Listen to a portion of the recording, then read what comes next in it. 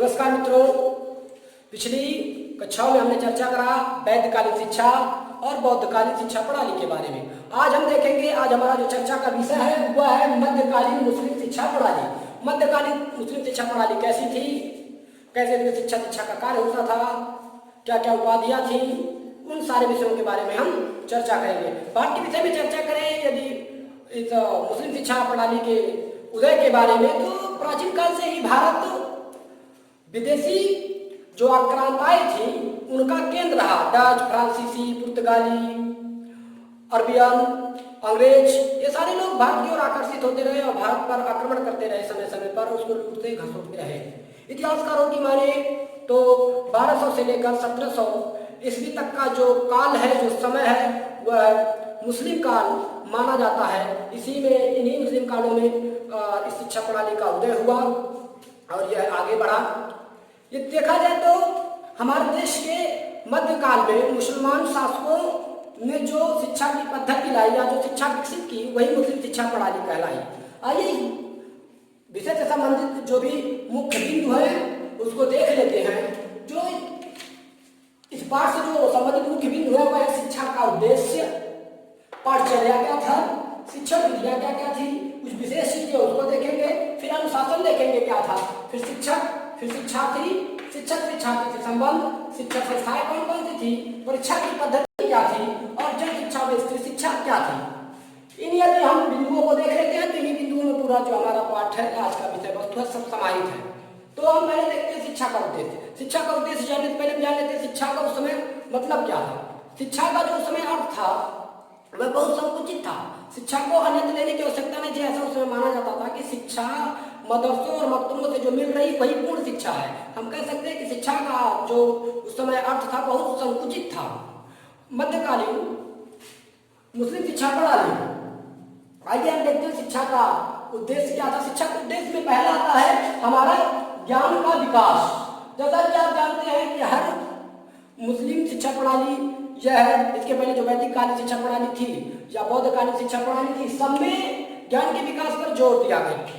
इसमें एक बात करें ज्ञान के विकास की, तो जो इस्लाम धर्म के प्रतिपादक कह सकते हैं, अगुआ कह सकते हैं, वो थे हजरत मोहम्मद साहब। हजरत मोहम्मद साहब ज्ञान को अमृत मानते थे, उसको निजात मुक्ति का एक साधन मानते थे।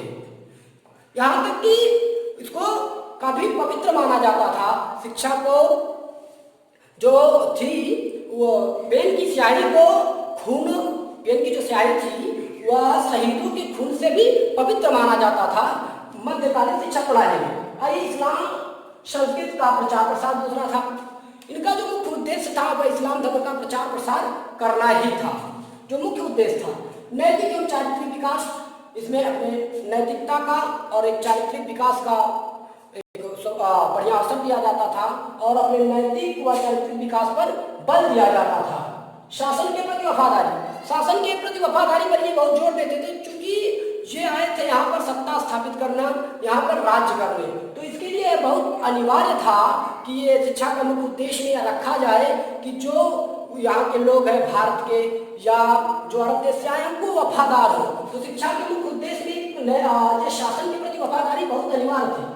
कला कौशल एवं व्यवसाय की शिक्षा, ये जो लोग थे काफी, ये समझ सकते हैं कि ये साहित्यिक विकास पर काफी जोर दिया इन लोगों ने। आपने जैसे देखा कि ताजमहल का निर्माण, संगीत, नृत्य, कला, इन सारी चीजों में ये काफी पकड़ रखते थे और व्यवसायों को सुधारने पर भी इन्होंने व्यवसायिक शिक्षा दिया। संसारिक ऐश्वर्य की प्राप्ति, संसारिक ऐश्वर्य की प्राप्ति की बात करें तो इस्लाम पुनर्जन्म में विश्वास नहीं रखता। इसका कारण यह है कि वह इस्लाम धर्म इसी जन्म को ही संपूर्ण जन्म मानता है। वो जो पुनर्जन्म है उसमें एक भी % विश्वास नहीं रखता। वह मोहम्मद साहब के दिखाए हुए मार्ग पर चलने में विश्वास रखता है और उसका मानना है कि जो भी सांसारिक ऐश्वर्य मिले हुए हैं उसका भोग कर लेना ही उत्तम है, उसको भोग लिया जाए, यानी उन सारी चीजों को देख लिया जाए जो संसार में उपलब्ध है। आइए देखते हैं पाठचर्या क्या थी। देखिए पाठचर्या दो स्तरों में बटी हुई थी, एक थी प्राथमिक पाठचर्या और एक थी उच्च स्तर की पाठचर्या। प्राथमिक पाठचर्या क्या थी, प्राथमिक स्तर की पाठचर्या क्या थी। तो जो प्राथमिक स्तर की पाठचर्या थी, शिक्षा प्रणाली में प्राथमिक लिपि विज्ञान, कुरान शरीफ का 30वां भाग, लिखना पढ़ना, लिखने पढ़ने में आगे गणित था, पत्र लेखन था, बातचीत और अजीनबासी जैसी चीज़ें सम्मिलित थी। बच्चों को पढ़ाई लिखाई जाती थी, कुरान शरीफ पढ़ाया जाता था। और अगर जो इनका बच्चों के नैतिक विकास के बारे में बात करें तो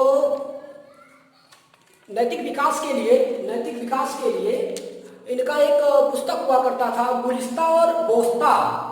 ये प्रसिद्ध कहानियों की पुस्तकें थी शेरदादी की, ये पढ़ाई जाती थी।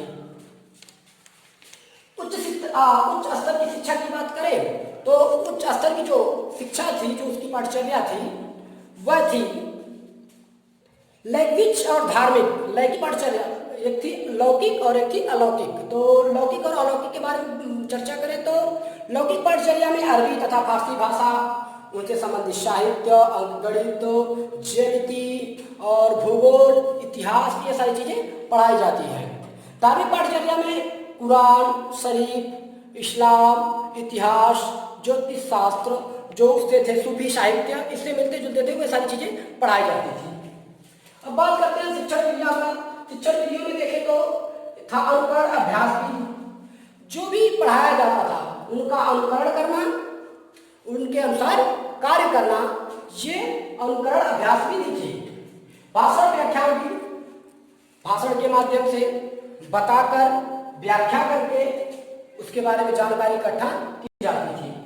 तर्क विधि की बात करें, इस विधि का प्रयोग जो दर्शन शिक्षा शास्त्र में किया जाता था, किसी विषय पर तर्क दिया जाता था और तर्क करके उस विषय के बारे में जानकारी ली जाती थी। स्वाध्याय विधि, स्वयं अध्ययन करके उस विषय वस्तु के बारे में अधिक से अधिक ज्ञान अर्जन करना।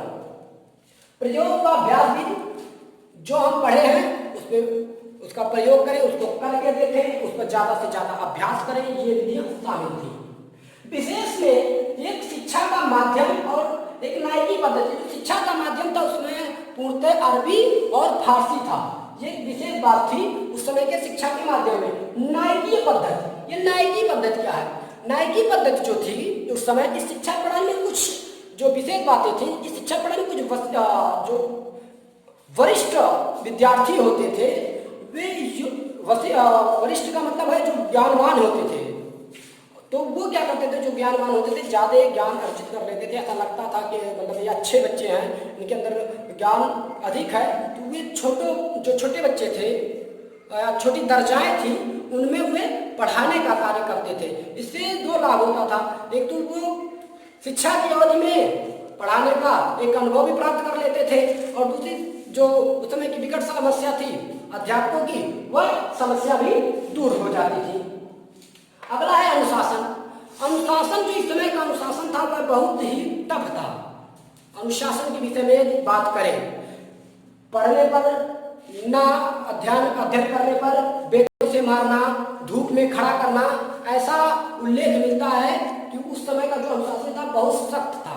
हालांकि वैदिक शिक्षा प्रणाली और बौद्धिक शिक्षा प्रणाली में आपने देखा, बौद्धिक शिक्षा प्रणाली में कि अनुशासन दूसरी तरह का था, लेकिन यहाँ दंड का प्राविधान था, उनको दंड दिया जाता था, धूप में खड़ा करना, बेटों से मारना, ये सारी चीजें थी अनुशासन में। शिक्षक उस्ताद, जो उस समय शिक्षक हुआ करते थे उनको उस्ताद कहा जाता था।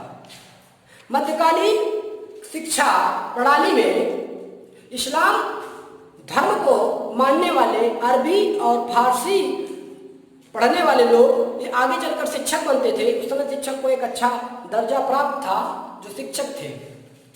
शिक्षार्थी जो था शागिर्द कहलाता था, जो शिक्षक के पास जाता था और अध्ययन करता था। शिक्षक शिक्षार्थी संबंध आपने बौद्धकालीन में भी देखा, वैदिक कालीन में भी देखा। शिक्षक शिक्षार्थी जो संबंध था वह मधुर था। मधुर यहाँ भी शिक्षक शिक्षार्थी संबंध काफी मधुर थे। बस यहाँ वहाँ क्या था, वह एक आदर और आदर्श के वश होकर वह शिक्षक का सम्मान करता था। लेकिन यहाँ क्या था, यहाँ जो सम्मान था मध्यकालीन मुस्लिम शिक्षा प्रणाली में, वह डर और भय के कारण वह अपने गुरुओं के सम्मान करते थे, अपने शिक्षकों का सम्मान करते थे। शिक्षण संस्थाएं मकतब और मदरसा। मकतब क्या था, मदरसा क्या था? मकतब के बारे में कहें तो मकतब शब्द जो है वह अरबी भाषा के कुतुब शब्द से बना है। कुतुब शब्द से बना है, जिसका अर्थ होता है वह स्थान जहां पढ़ाया लिखाया जाता हो। मध्यकाल में मकतब जो थे प्राय मस्जिदों से जुड़े हुए होते थे और इसमें शिक्षा दी जाती थी। मकतब में जो बच्चे थे उनका प्रवेश जो होता था वह 4 वर्ष 4 महीने और 4 दिन पर होता था। जब वे 4 वर्ष 4 महीने और 4 दिन के हो जाते थे तो मकतब में उनका प्रवेश होता था और एक शिक्षक उस्ताद आता था और उस बालक से कुछ बातें कुरान शरीफ की कुछ आयतें दोहराने के लिए कहता था। दोहरा न पाने की दशा में उस बालक से सिर्फ बिस्मिल्लाह कहवाया जाता था। बिस्मिल्लाह दोहरा लेने के बाद उस बच्चे का नामकरण मकतब में हो जाता था। इस रस्म को, जो रस्म होता था उसके दोहराने का, इसको हम क्या कहते थे? बिस्मिल्लाह खानी। तो ये हो जाने के बाद वो मकतब में नामकरण उसका हो जाता था। मदरसों की बात करें तो जो मदरसे थे, मदरसा शब्द अरबी भाषा के दरस शब्द से बना हुआ है, जिसका अर्थ होता है भाषण, भाषण देना। यहाँ अधिकतर शिक्षा, जो उच्च शिक्षाएं थी, वह भाषण के माध्यम से ही दिया जाता था। अगला है परीक्षा। देखिए, परीक्षा की कोई व्यवस्था नहीं थी, जैसे कि अदर शिक्षा प्रणालियों में, वैदिक शिक्षा प्रणाली और बौद्धिक शिक्षा प्रणाली में परीक्षा की व्यवस्था नहीं थी। यहाँ भी परीक्षा की व्यवस्था नहीं थी। परीक्षा के बारे में तो कहें, जो मध्यकालीन मदरसा में आज से जैसी परीक्षाएं नहीं होती थी। शिक्षा पूरी करने पर शिक्षकों की संतुष्टि पर, शिक्षकों के कहने पर किसी छात्र को सफल घोषित कर दिया जाता था। इन मदरसों में इस्लाम धर्म के विशेष योग्यता प्राप्त करने वाले को आलिम, अरबी फारसी साहित्य में विशेष योग्यता प्राप्त करने वाले को काबिल और तर्क तथा दर्शन शास्त्र में विशेष योग्यता प्राप्त करने वाले को हम फाजिल कहा करते थे। आइए देखते हैं जन शिक्षा व स्त्री शिक्षा के बारे में। जो जन शिक्षा थी, देखो यहाँ इनका जो मेन मकसद था, जो मुख्य उद्देश्य था, वह था राज्य करना। इस कारण से इन्होंने कभी भी जन शिक्षा पर जोर नहीं दिया। शिक्षा का स्तर यहाँ पिछड़ा भी। स्त्री शिक्षा की बात करें तो स्त्री शिक्षा में हालांकि कुछ स्त्री छोटे स्तर पर बालिकाओं को शिक्षा दी जाती थी, मकतब स्तर तक, लेकिन उच्च स्तर मदरसे में बालिकाओं को शिक्षा नहीं दी जाती थी। हाँ, कुछ शहजादियाँ थी जो उस समय के शासकों की पुत्रियाँ हुआ करती थी या उनके घर से संबंधित जो भी थी, वो उच्च शिक्षा हासिल करती थी। इसके बहुत सारे उदाहरण भी मिलते हैं। इस कहें तो इस काल में अनेक महिलाएं, विदुषी महिलाएं भी हुई। जैसे कि हम लोग उदाहरण के लिए ले सकते हैं कि उस समय एक हुई बाबर की जो बेटी थी गुलबदन, वह लेखिका हुई, और हुमायूं की जो पुत्री थी सलीमा सुल्तान काबित्री हुई। ऐसे बहुत सारे हमें उदाहरण मिल जाएंगे। हजरत बेगम, रजिया बेगम, चाँद बीबी जो कुशल शासक हुई। तो कुछ उदाहरण हमको मिलेंगे कि हाँ, वहाँ पर शिक्षा थी, लेकिन ध्यान देने की बात है, ये सारी शहजादियाँ थी। आगे देखते हैं मुस्लिम शिक्षा केंद्र जो थे। वो मुस्लिम शिक्षा केंद्र दिल्ली था, फिरोजाबाद था, बदायूं था, आगरा था, जौनपुर था, बीदर था, मालवा था। ये शिक्षा के उस समय केंद्र थे। आज की क्लास में बस इतना ही। आगे अगली कक्षा में हम देखेंगे।